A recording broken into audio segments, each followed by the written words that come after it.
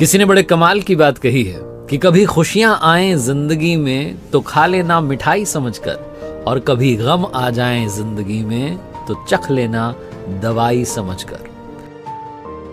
एक सुपरवाइजर एक multi storey building बनाने के काम में लगा हुआ था और रोजाना की तरह अपनी ड्यूटी पर पहुंचा तो उसके पास में उसके एक दोस्त का कॉल आया कि भाई मिलना है। सुपरवाइजर को मालूम था कि यहां से नौकरी छोड़ के जा नहीं सकते हैं, तो उसने दोस्त से कहा भाई तुम साइट पर ही आ जाओ। तो 8वें माले पर सुपरवाइजर खड़ा हुआ था, उसने वहां बुला लिया अपने दोस्त को, दोनों की बातचीत चलने लगी और बातचीत में धीरे धीरे जो टॉपिक था वो स्पिरिचुअलिटी की तरफ आ गया, अध्यात्म की बात होने लगी। तो उस दोस्त ने कहा कि देखो भाई, दुनिया में लोग जो है ना आजकल खुशी में भी याद करने लगे हैं, सिर्फ गम में ही याद नहीं करते, ऊपर वाले को खुशी में भी याद करते। सुपरवाइजर ने कहा नहीं ऐसा नहीं है, बहुत कम लोग हैं जो खुशी में याद करते हैं, वरना पूरी दुनिया सिर्फ दुख में ऊपर वाले को याद करती है। तो सुपरवाइजर का दोस्त मानने को तैयार नहीं, दोनों के बीच में डिबेट हो गई।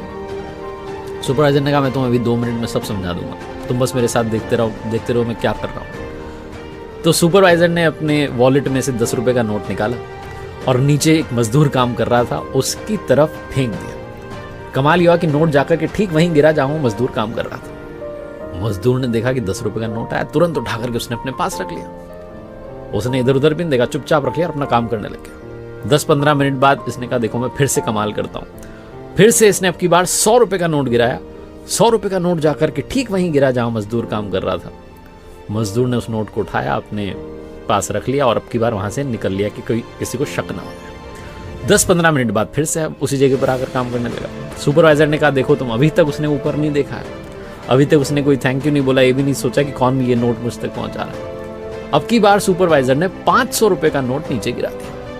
उस मजदूर ने वो जो 500 रुपए का नोट था फटाफट से उठाया, बहुत खुश हुआ कि वाह क्या बात है, आज तो लॉटरी लग गई, उसको भी अपनी जेब में रख लिया और फिर वहां से निकल लिया कि कोई शक न लगा। 10-15 मिनट बाद फिर आकर के वहीं काम करने लगा, इस उम्मीद में कि शायद और जो है नोट आएंगे।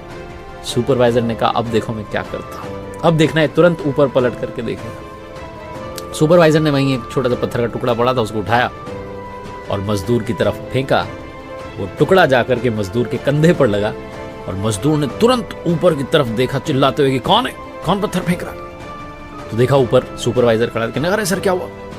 दोनों की बातचीत चालू हुई, इतनी देर से तो देख भी नहीं रहा था। बातचीत खत्म करके सुपरवाइजर ने कहा अपने दोस्त से कि देखा, खुशियां जाती रहीं तो मजदूर ने ऊपर नहीं देखा, लेकिन थोड़ा सा गम क्या पहुंच गया, तुरंत ऊपर देखने लगा। ये कहानी सुपरवाइजर मजदूर की नहीं है, ये आपकी हमारी है।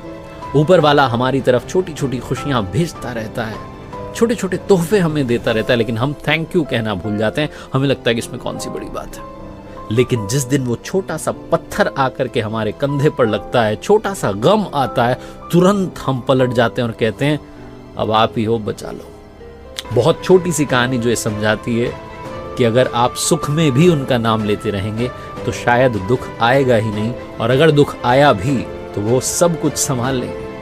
लेकिन समस्या यही है कि हम जब खुश होते हैं, जब खुशियों में होते हैं, थैंक यू कहना, उनसे बात करना भूल जाते हैं, वरना वो तो हमसे लगातार कांटेक्ट करने की, बातचीत करने की कोशिश करते ही रहते हैं।